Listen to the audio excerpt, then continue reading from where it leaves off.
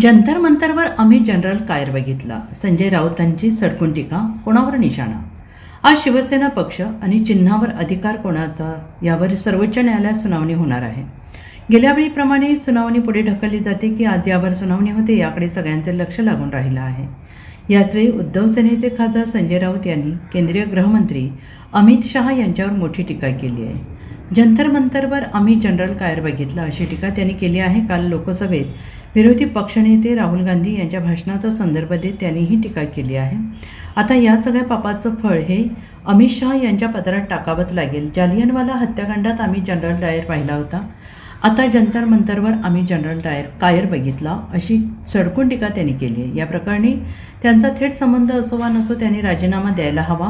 त्यांना न विचारता फायरिंग झालं असेल तर गृहमंत्री म्हणून त्यांची जबाबदारी आहे. याचा अर्थ पोलीस तुमचे आदेश मानत नाहीत, तुमचे आदेश पोलीस मानत नाहीत, तुम्ही अकार्यक्षम आहात. जर तुम्ही हा आदेश दिला असेल तर तुम्ही विद्यार्थ्यांना गोळ्या घालून ठार मारण्याचा प्रयत्न केला. दोन्ही बाजूनी आपण पाहिलं तर अमित शहा हे अपराधी आहेत आणि त्यांचा राजीनामा मागणं हे राष्ट्राचं कर्तव्य आहे.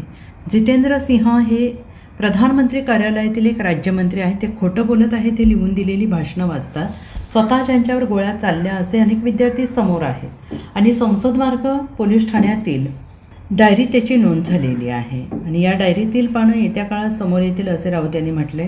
तर अमित शहा यांना पुण्यात कोणीतरी कार्यक्रमाला बोलवलेलं आहे असं मला कोणीतरी म्हटलं आहे. ज्या पुणेकरांनी या गोळीबार करणाऱ्या महाशयाला बोलवलं आहे त्यांना लाज वाटायला हवी. लोकमान्य टिळक पुरस्कार असो किंवा कोणताही पुरस्कार असो तो शहा यांच्या हस्ते देत आहेत.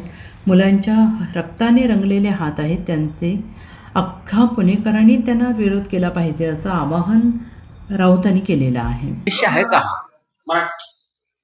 अमित शाह आहेत कुठे? देशाच्या गृहमंत्र्यांना शोधावं लागते, जनतेला, खासदारांना. एक सिनेमा आया था बीच में, लापता लेडीज. मैं सोच रहा हूं मैं एक फिल्म बनाऊं, लापता गृहमंत्री. लापता गृहमंत्री. जिंदगी भर 10 साल से दिल्ली में है अमित शाह जी.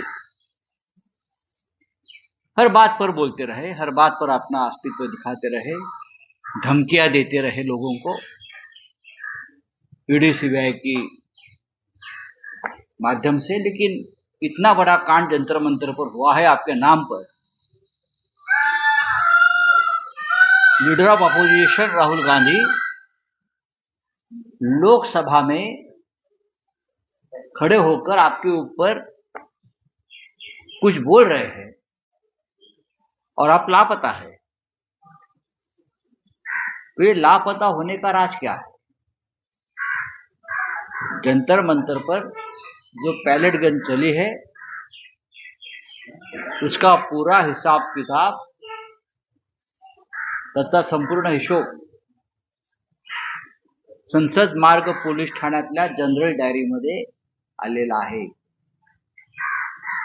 संसद मार्ग पोलीस स्टेशनची जी जनरल डायरी आहे त्याच्यामध्ये पॅलेट गन चालवल्याचा आदेश ज्या डीसीपीने दिला ते त्याच्यामध्ये नोंद झाली.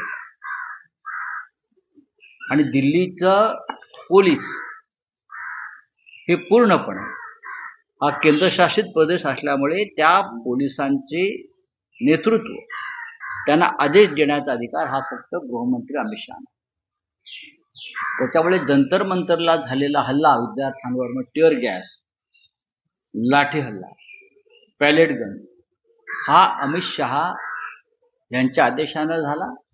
आणि राहुल गांधींनी जो त्यांचा राजीनामा मागितलेला आहे तो राजीनामा मागणं ही देशाची भावना. खरं म्हणजे पुलवामा आणि पहलगाव हल्ल्यानंतरच अमित शहाना पदावरून दूर करायला पाहिजे. पुलवामा आणि पहलगाव हल्ला ज्या प्रकारे झाला ही जबाबदारी पूर्णपणे अमित शहाची होती. पण त्यात त्यांना वाचवण्यात आलं. राष्ट्रीय सुरक्षेचा मामला आहे, सैन्याचा विषय म्हणून विरोधी पक्षाने फार तो विषय ताणून धरला नाही.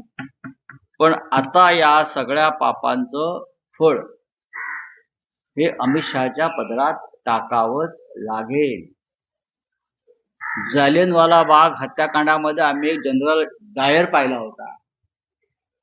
जंतर मंतरला आम्ही जनरल कायर बघितला.